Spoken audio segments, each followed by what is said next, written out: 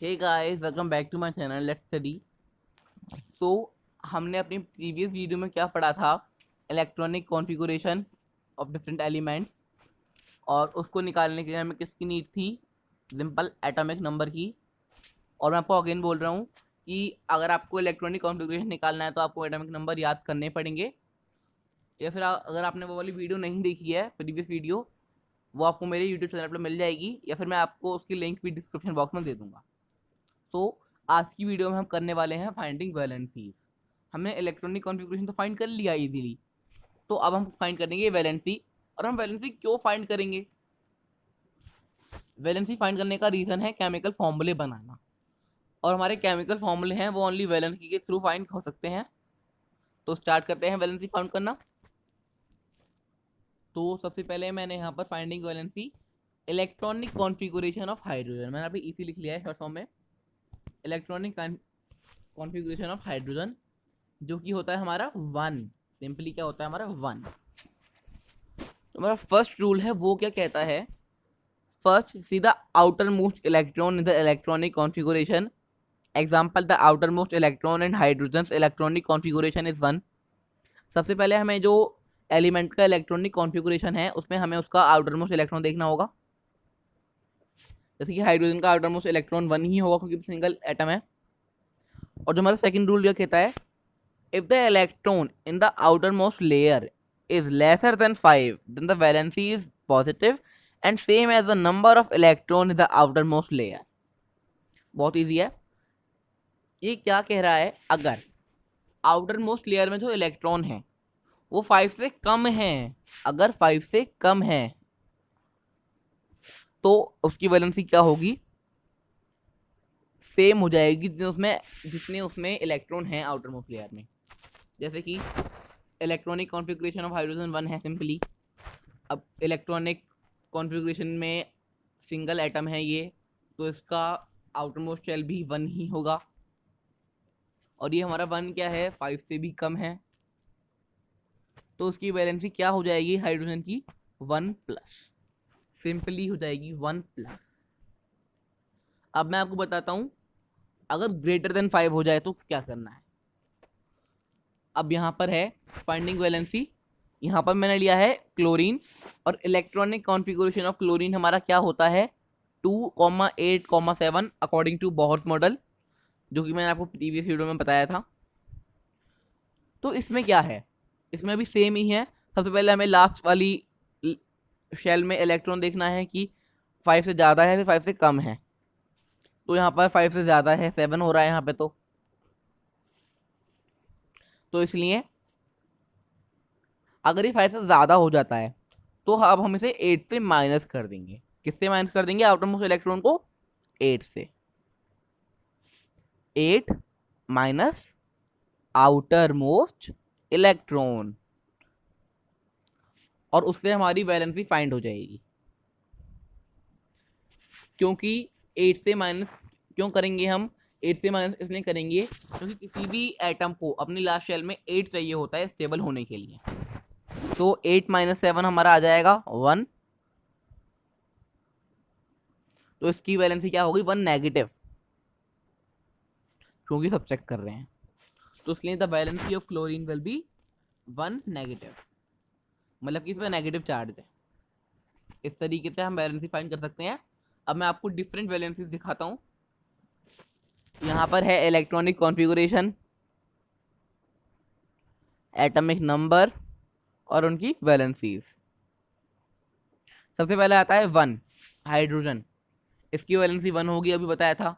Helium, helium की valency एक तो 0 भी हो सकती है और हीलियम की वैलेंसी 2 भी हो सकती है, क्योंकि इसमें 2 ये 5 से कम है इसलिए।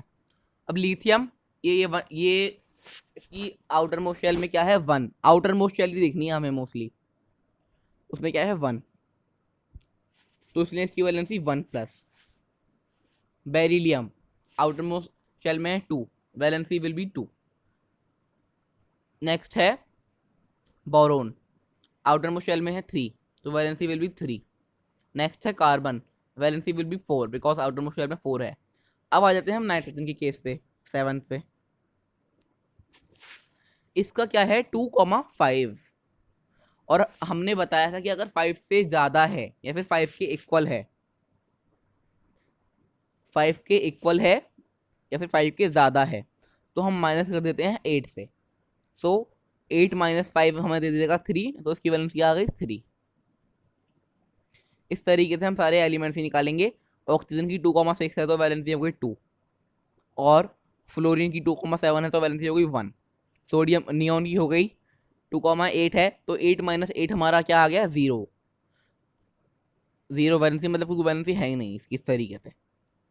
और अब हम देखते हैं आर्गन 18 है, 2,8,8 लास्ट शेल में 8 है, तो 8 माइनस 8 हमारा 0 हो गया। क्लोरीन 2,8,7 लास्ट शेल में 7 है, 5 से ज़्यादा है, तो 8 माइनस 7 इक्वल टू 1। इसका भी हमने एग्जाम्पल भी देखा था। सल्फर है 2,8,6, 6 है, 5 से ज़्यादा है, तो 8 माइनस 6 हमारा 2 आ गया। इस तरीके से हम वैलेंसी को फाइंड करते हैं। तो अब हमने वैलेंसी निकालना भी सीख लिया इजीली। अब हम देखते हैं कि हम केमिकल फॉर्मूलाज कैसे लिखते हैं वैलेंसीज के थ्रू। जो हम केमिकल फॉर्मूलाज लिखते हैं उसका एक स्टेप होता है, सिंपली मतलब कोई प्रोसीजर होता है। सबसे पहले आपको एलिमेंट लिखना पड़ता है। जो पॉजिटिव एलिमेंट होता है वो आपको लेफ्ट साइड में लिखना पड़ता है, और जो आपका नेगेटिव एलिमेंट होता है, नेगेटिव आयन, वो आपको राइट साइड में लिखना पड़ता है। और ये कैसे पता चले कि ये नेगेटिव आयन है पॉजिटिव आयन है? ये हमें वैलेंसी से पता चलता है। अगर वैलेंसी हमारी प्लस में आ रही है तो पॉजिटिव, नेगेटिव में आ रही है तो नेगेटिव, सिंपली। तो यहाँ पर इसने सबसे पहले हाइड्रोजन क्लोराइड है, सिंबल है H, हाइड्रोजन का H हो गया। अब क्लोराइड है, क्लोराइड मतलब क्लोरीन लिख रहा है, क्लोरीन का हो गया Cl। अब H की वैलेंसी क्या थी हमारी 1, और Cl की वैलेंसी क्या थी हमारी, उसकी भी 1 थी। तो अब हम क्या करेंगे, इनका क्रॉस सेक्शन करेंगे, मतलब कि इन्हें जो हमारी क्लोरीन की वैलेंसी है उसे हम हाइड्रोजन को दे देंगे, और जो हमारी हाइड्रोजन की वैलेंसी है उसे हम क्लोरीन को दे देंगे। तो दोनों की 1 थी, H1Cl1। हम ऐसे नहीं लिखेंगे H, अगर हम इसे बात करें इस तरीके से लिखेंगे जैसे, तो क्योंकि हाइड्रोजन की वैलेंसी, क्लोरीन की वैलेंसी 1 थी, हाइड्रोजन की वैलेंसी भी 1 थी, तो हम 1 को नहीं लगाते हैं।